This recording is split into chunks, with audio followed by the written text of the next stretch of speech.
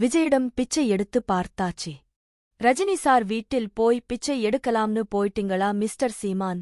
விஜயலட்சுமி விமர்சனம்.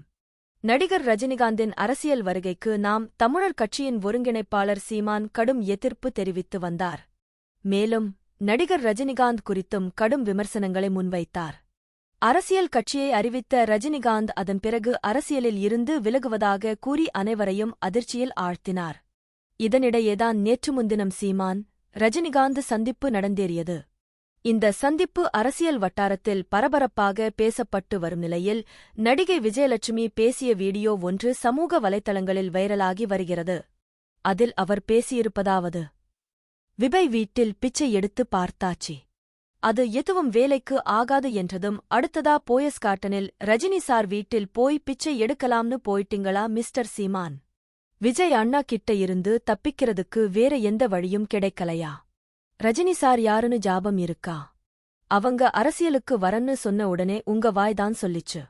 அவர் கன்னடாக்காரர். அவர் மேல உப்பு மிளகாய்த்தூள் எல்லாம் போட்டு வறுத்து எடுத்துட்டு பார்க்கணும்னு நான் விருப்பப்படுறேன்னு அப்படின்னு மேடை மேடையா அவரை கொச்சைப்படுத்துனீங்களே, அத மறந்துட்டா போய் நேற்று வியாழக்கிழமை அவர் வீட்டில் பிச்சை எடுத்துட்டு நின்னுக்கிட்டு இருந்தீங்க, அசிங்கமா இல்ல?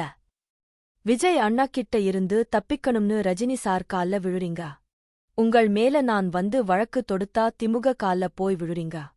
உங்கள யாரும் நம்ப மாட்டாங்க மிஸ்டர் சீமான். தமிழ்நாட்டு மக்கள் கிட்ட சொல்றேன், யாரும் சீமானை நம்பாதீங்க. இவ்வாறு அந்த வீடியோவில் விஜயலட்சுமி பேசியுள்ளார்.